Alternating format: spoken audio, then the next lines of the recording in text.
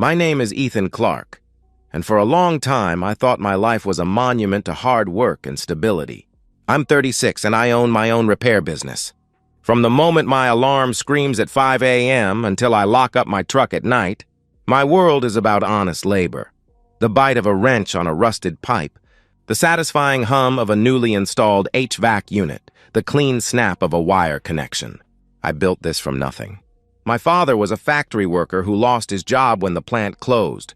My mother was a waitress who never stopped worrying about bills. I swore I'd never live like that. I wanted to build something so solid, so unshakable, that it could withstand any storm. 4 years ago, I met Madison. She was at a friend's barbecue, laughing in a sundress, and she seemed to see the man behind the grease-stained hands. She appreciated my ambition, my long hours, my plans for the future. She was beautiful, all bright smiles and sharp wit. We dated for a year and got married. A few months after the wedding, she quit her job as a receptionist. "I want to focus on making our house a home," she told me. I didn't question it. We made enough on my income alone, and the idea of coming home to a wife who could focus on the little things, it felt like the reward for all my years of grinding. On the surface, our marriage was a perfectly manicured lawn. We talked about kids, about our future, about vacations we'd never take. But the routines were what really held us together. A quiet choreography of a life lived side by side. I'd work a 10 or 12-hour day, and when I got home, she'd have something ready for dinner, either cooked or ordered in. Our conversations were short about the day's trivialities. The physical intimacy had slowed to a near halt, but I told myself it was normal. Life just gets in the way. She seemed content, and that was all that mattered to me. I was content too. Our home was the physical embodiment of my success. It was a modest 3-bedroom in a quiet suburban neighborhood, the kind of place where people actually know their neighbors. Every inch of that house was a part of me. I had rewired the entire electrical system, ripped out and rebuilt the kitchen cabinets, and refinished the hardwood floors myself. It was my kingdom, my proof that I had defied my past. But in the last 6 months, a small, insidious crack had appeared in the foundation. Madison became attached to her phone, always keeping the screen angled away from me. When she answered texts, her smile wasn't for me. It was for the screen. She started dressing up more, not for our infrequent date nights, but for her errands and yoga classes. When I asked what she did all day, her answers became vague and distracted, like she was telling me what she thought I wanted to hear. I pushed it down, blamed it on my own exhaustion. I trusted her. To not trust her would mean admitting the life I built was a lie, and that was a truth I wasn't ready to face. I should have listened to my instincts. Because the next afternoon, my entire world would collapse in a hotel parking lot. I received a work call for an emergency repair at a newly opened boutique hotel downtown, a job that would shatter the illusion I'd been living in. The Grand Meridian Hotel was everything I wasn't. It was all polished chrome and silent opulence, the kind of place where the air itself felt too clean. I drove my beat-up work truck into the service area, my toolbox rattling in the passenger seat, a stark contrast to the luxury cars parked neatly in the lot. The call was for a faulty AC unit in a penthouse suite. A quick job, I figured. I'd be in and out in an hour. Then I saw her. The sight hit me with the force of a physical blow. She stepped out of a sleek silver BMW, a car I'd never seen before, her laugh echoing in the sterile air of the parking garage. It wasn't the sound of my wife's usual giggle. This was a free, unburdened laugh I hadn't heard in years. She was wearing a dress I didn't recognize, fitted a deep emerald green that shimmered in the afternoon light. Her hair was professionally styled, her makeup flawless. She wasn't dressed for an errand. She was dressed for a date. Beside her, a man stood tall and confident in a tailored suit. His hand was on the small of her back, his fingers resting there with a familiarity that made my stomach clench. They walked toward the hotel's main entrance, their bodies close, her hand intertwined with his. My mind, in a desperate attempt to protect me, tried to rationalize it. A work colleague, a friend, maybe her cousin, the one from Chicago I'd never met? But the way she looked at him, the easy intimacy in their movements, it wasn't a friendship. It was a secret world I wasn't a part of, the world of a cheating woman and her lover. I stood there frozen, my toolbox suddenly feeling impossibly heavy, a dead weight in my hand. My breath caught in my throat.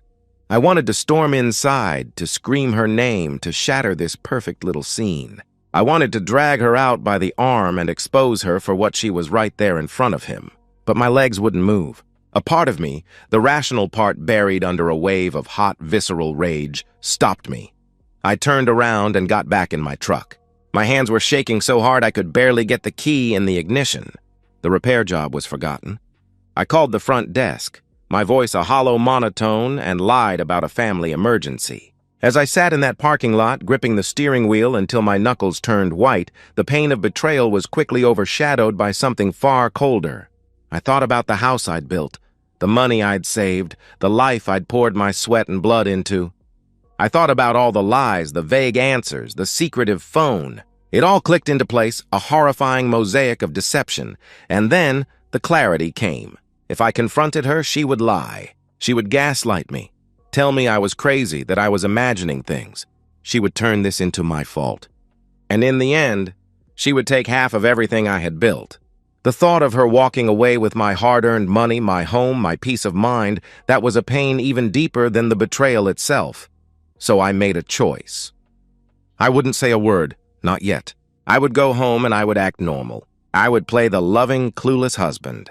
And while she was living her double life, I would be quietly, meticulously gathering every piece of evidence. I would build a case so airtight, so damning, that she wouldn't have a leg to stand on. When the time came, I wouldn't just leave her. I would destroy her so completely, she would never recover. I drove home, my hands steady on the wheel, my mind already a battlefield of strategy. 2 hours later, when she walked through the door, her makeup slightly smudged, a fake smile on her face, she claimed she'd been at a friend's house for lunch. I met her at the kitchen, smiled back, and said, "Dinner smells good, honey." I leaned in and kissed her cheek, a ghost of a kiss that was a promise of war. She had no idea that the man she betrayed was about to become her worst nightmare. The morning after my world ended in that parking lot, I was a ghost in my own life. I made coffee, my movements a practiced ritual of a man I used to be. I kissed Madison goodbye. Her lips were soft, oblivious. She gave me a small, half-awake smile as I walked out the door, the same smile she'd given me for 4 years. The man walking out the door was a perfect imitation of Ethan Clark. The man inside was gone, replaced by something colder, more focused. During my lunch break, I drove to a part of town I never went to, a grimy little street lined with pawn shops and liquor stores. I climbed a creaking staircase to a small office above a storefront, the air thick with the smell of old paper and dust. I was meeting Ryan Carter, a private investigator my friend had recommended. Ryan's office was sparse, his face a roadmap of hard-won experience. He was an ex-cop, and his eyes had that tired, knowing look of someone who had seen it all. I laid it out for him, every gut-wrenching detail, my voice flat and emotionless. He listened, his pen scratching on a notepad. When I finished, I asked him the only question that mattered. "How much proof do I need?" Ryan leaned back in his chair. "Enough that her lawyer won't have a leg to stand on," he replied, his voice as dry as the air in the room. "Photos, videos, receipts, timestamps? We document everything. I'll get a GPS tracker on her car. It's in your name, so we're in the clear. I'll run surveillance schedules. Depending on how often she's meeting this guy, I can have you a bulletproof case in 2 to 4 weeks. The retainer was steep, $3,500 up front." I didn't hesitate. I pulled out a wad of cash from my wallet, the money I had set aside for a new furnace. It felt like a small price for the truth. Ryan got to work immediately. 3 days later, he called. He had her pattern. She met her lover, a real estate developer named Jackson Taylor, twice a week at the Grand Meridian. Sometimes they'd have lunch at upscale restaurants I couldn't afford on my best day. Back at home, the performance began. The silent war. I played the part of the devoted husband perfectly. I asked her about her day. I complimented her new outfits. She talked about her yoga class, about grabbing coffee with friends. Every lie she told, every fake smile, every "I love you" was a fresh nail in the coffin of our marriage. The hardest part wasn't the anger. It was the loneliness. I couldn't tell anyone. I couldn't lean on a friend or rage at a brother. I had to be strong, functional, and trusting. At night, lying in bed beside her, I stared at the ceiling, feeling like a ghost in my own house, a stranger in my own skin. 3 weeks later, Ryan delivered.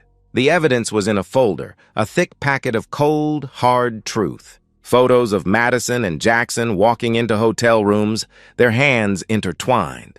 Timestamps showing she was there for hours at a time. A blurry video of them kissing in his car, their heads close, their bodies a single, intimate shape. And a stack of receipts from his credit card. The hotels, the dinners, even a purchase for a diamond necklace I had seen her wearing just last week. The evidence wasn't just a confirmation of her betrayal. It was a map of my stupidity. I felt a strange mix of vindication and profound sadness, the relief of knowing the truth mixed with the heartbreak of a life built on a lie. With the evidence in hand, I made another appointment. My next stop was a law office, a polished high-rise building that smelled of success. Claire Watson, my new divorce attorney, was a force of nature. She was in her 50s, sharply dressed, and had the kind of eyes that missed nothing. I laid out the case, the photos, the videos, the fact that Madison hadn't worked a day in 4 years. Claire listened, her expression unreadable. "This is textbook," she stated, her voice sharp and to the point. "Adultery, financial dependency, documented proof. In this state, we can leverage this for a favorable settlement. She won't get alimony. You'll keep the house, your business, your savings. We'll file no fault to keep it clean, but we'll use this evidence to pressure her into signing quickly." I looked at her, my voice a hollow whisper. "When?" A slight smile touched her lips. "Whenever you're ready. We'll draft the papers. You tell me when to have her served. I'd recommend doing it when you're present. Gives you control of the situation. We set a date 2 weeks out.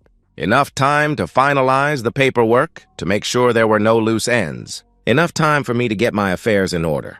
That night, I came home to the smell of my favorite meal, lasagna. Madison was in the kitchen, humming to the radio, completely oblivious. I knew this was the last time I would pretend. Soon, her perfect lie would shatter, and I would be there to watch every single second of it. In 48 hours, Madison's perfect lie would shatter, and I'd be there to watch every second of it. It was a Tuesday evening, a deliberate choice. I knew Madison wouldn't have met Jackson on a Tuesday. She liked to keep her trysts confined to my busiest work days, typically Wednesdays and Fridays. She would be home, complacent, settled in, completely unsuspecting. At exactly 6:30 p.m., I walked through the door. I was calm, unnaturally so, like a lake of ice over fire. I had rehearsed this moment 100 times in my head, editing my lines, refining my composure. Madison was on the couch, legs tucked beneath her, scrolling through her phone. She didn't even look up right away. "Hey, babe, how was work?" she mumbled, her voice lazy and familiar. "Long," I replied, setting my keys on the counter with a quiet clink. "But productive." I didn't sit next to her. Instead, I moved to the armchair across the room, creating distance, making my presence an intrusion. She glanced at me then, catching the lack of warmth, but dismissed it, returning to her screen. I picked up the remote and flipped the channel, landing on a nature documentary. On screen, a lioness was stalking a lone zebra, her movements slow, methodical, inevitable. The irony made me smile inwardly. I waited. At exactly 7:00 p.m., the doorbell rang. Madison frowned, pulling her attention fully from her phone. "Are we expecting someone?"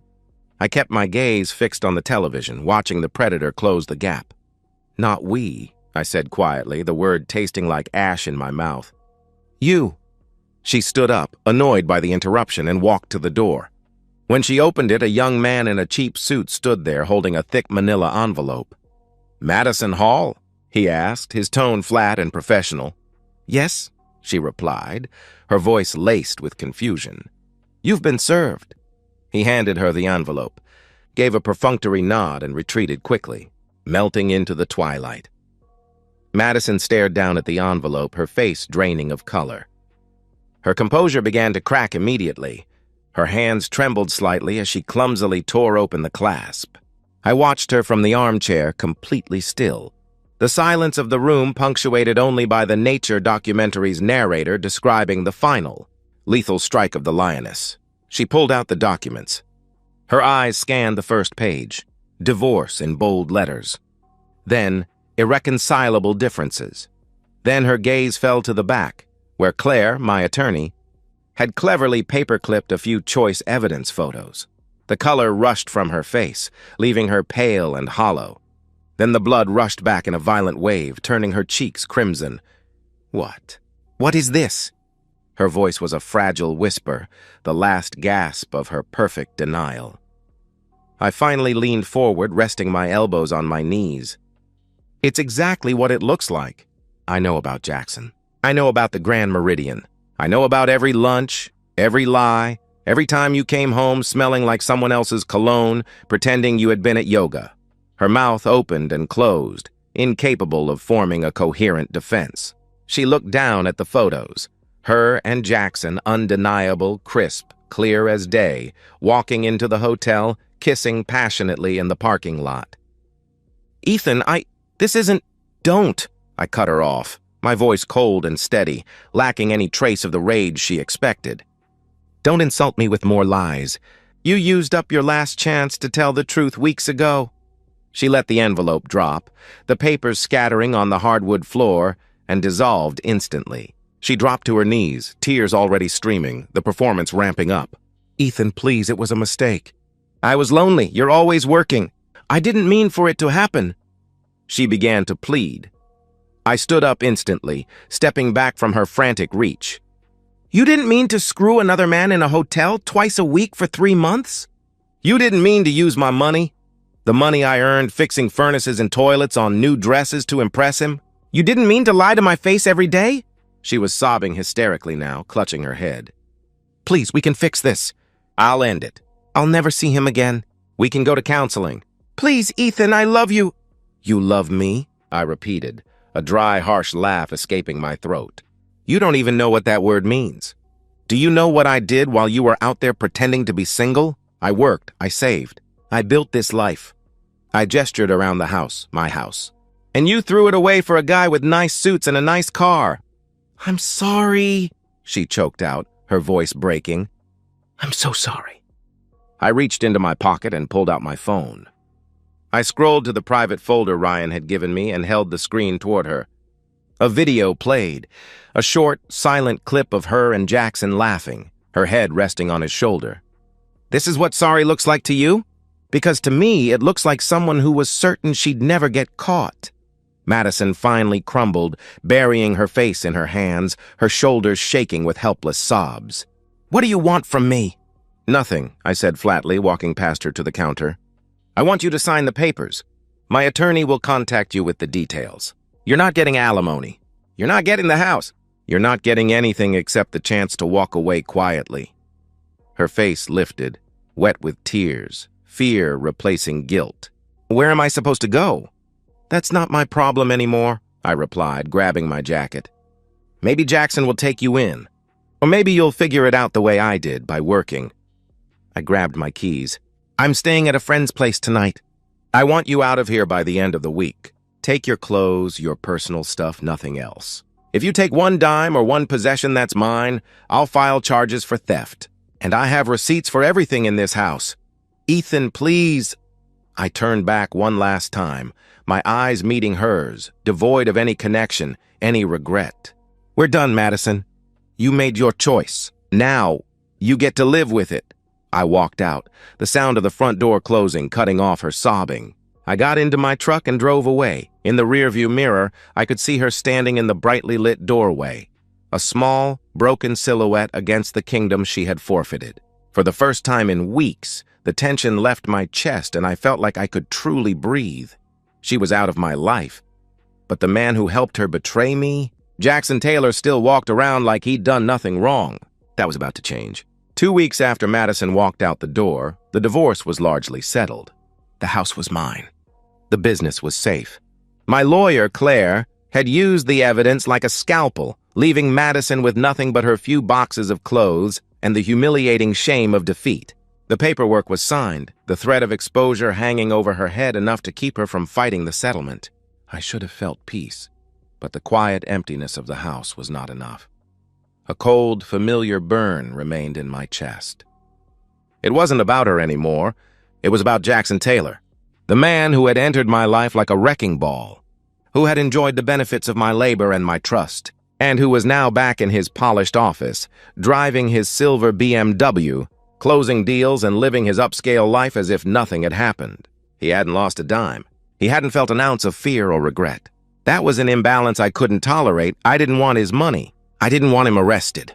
I just wanted him to know, physically and irrevocably, that some actions draw consequences that lawyers and paper can't touch. I'm not a violent man. I built my life with wrenches, not fists. But I also knew a few guys from the old days, when I was swinging a hammer on construction sites. Guys who operated outside the clean, legal world I had built. I called Owen, a former Marine who now bounced at a downtown club, and Dylan, a quiet mechanic with a long memory for grudges and a solid code of loyalty. I met them at a dive bar off the highway. I didn't play the victim. I just laid out the facts over cheap beer. This guy slept with my wife for months, helped her lie to me. He thinks there are no consequences. I want him to understand that there are. Owen and Dylan exchanged a knowing look. Owen spoke first, his voice gravelly. We're not killing anyone, Ethan. I don't want him dead, I confirmed. I just want him to remember this week for the rest of his life. They did their homework. Jackson had a pretentious fitness routine, a late-night power walk around his affluent neighborhood twice a week, usually around 10 p.m., probably to balance out the scotch he drank. 3 nights later, we were waiting. We were parked 3 blocks away, watching the GPS signal on Dylan's phone, which tracked the route. Jackson appeared on schedule, his posture arrogant even from a distance, AirPods plugged into his ears, cocooned in his own bubble of self-importance. He took a shortcut through a narrow, dimly lit alley between a dry cleaner and a defunct bodega, a stupid move for a man in his tax bracket. When he was halfway through, Owen, Dylan, and I stepped out of the shadows. Blocking his path, Jackson stopped, pulling out one AirPod, irritation flashing in his eyes. Can I help you guys? I stepped forward, my hands shoved deep in my pockets. My heart was pounding, but my voice was steady. Jackson Taylor? His expression shifted. Confusion, then a flicker of sickening recognition. Do I know you? Not yet, I said. But you know my wife. Madison Hall. The color drained from his face instantly. The arrogance vanished, replaced by primal fear. He took a nervous step back, his eyes darting toward the alley entrance. Look, man, I don't want any trouble. Neither did I replied, my voice dangerously soft. But you gave it to me anyway. What happened next was fast, brutal, and utterly silent, save for the grunt of effort and the dull thud of bone against flesh.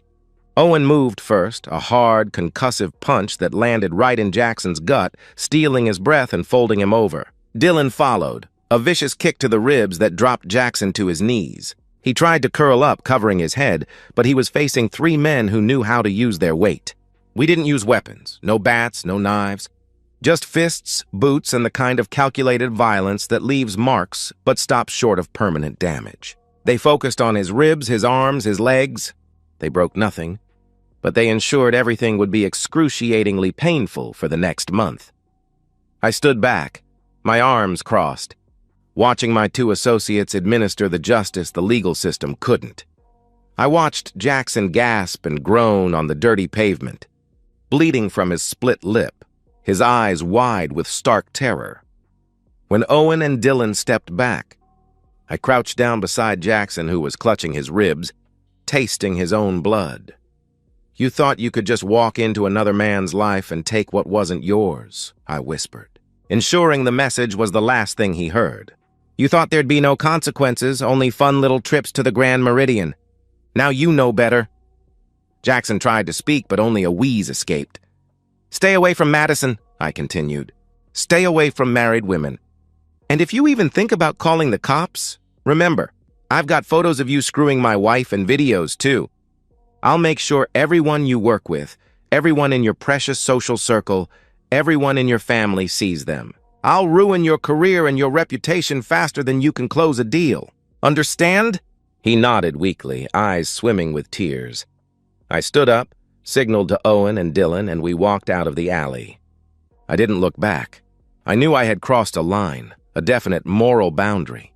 But as I drove home, a dark, heavy satisfaction settled over me. Justice, I thought, sometimes needs a push. The storm was over. Now I had to figure out what kind of man I'd become. 6 months?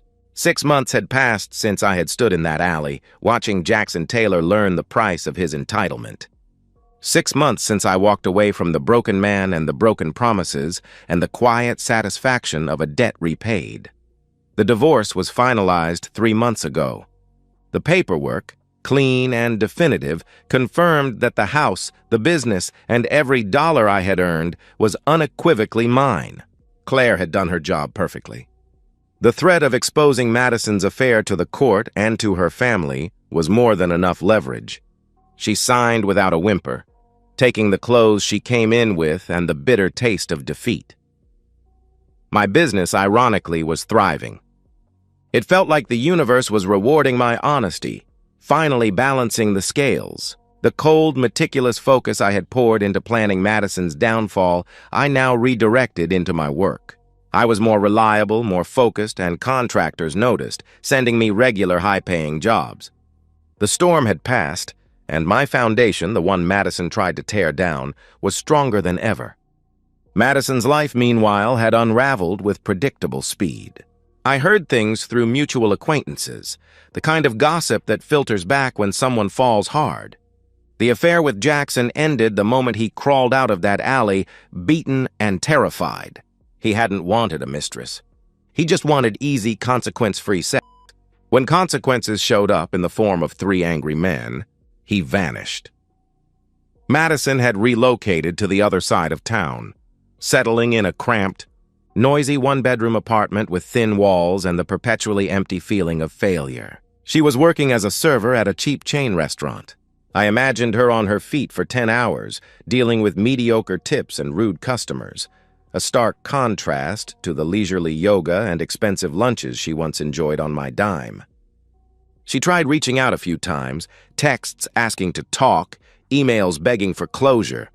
I ignored every single one. There was nothing left to say. Her closure was the life she was living now. I ran into Jackson once, an unavoidable accident at a gas station on a Friday evening. He was wearing an expensive coat, but he carried his body differently now. He walked with a slight, almost imperceptible limp, a ghost of the pain Owen had inflicted. He was paying for premium gas when he saw me standing by the pump. Our eyes met for maybe half a second, and the color instantly drained from his face. His mouth went dry, and his eyes widened with naked, paralyzing fear. He shoved his card back in his wallet, abandoned the pump, and drove off quickly. He lived with it, just like I told him he would. He remembered. As for me, the man who emerged from that silent war wasn't the same soft man who believed in a perfect life. I am more guarded now, more cautious with my trust. Maybe I'm cynical, but I prefer to call it wisdom earned in the gutter. I started seeing someone new a couple of months ago. Olivia.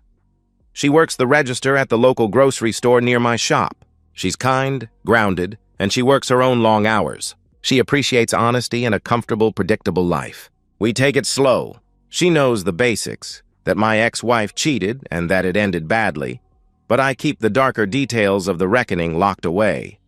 That part of my life, the part involving the alley and the cold, focused rage belongs only to me. Some nights, when I'm alone in this house, my house built by my hands, I sit in silence and think about everything. I don't regret my choices. Not the surveillance, not the divorce, not even the night in that alley. I protected what was mine, and I made sure the people who tried to take it away paid a personal price. Maybe to some, that makes me a villain, but I sleep fine. Because in the end, justice was served. Not by a system that rewards deception, but by a man who finally stood up for himself. And now, finally, I am free. And so, we've reached the end of today's story. Was it what you expected, or did it take a twist you didn't see coming? I'm curious to hear your thoughts. Share them in the comments below, and let's get a conversation going. If this story kept you hooked, make sure to hit that like button. And if you're new here or just haven't subscribed yet, now's the perfect time to join our community. I bring you fresh, captivating stories every day, so click that subscribe button and turn on notifications so you never miss out. Thanks for watching, and I'll see you in the next one.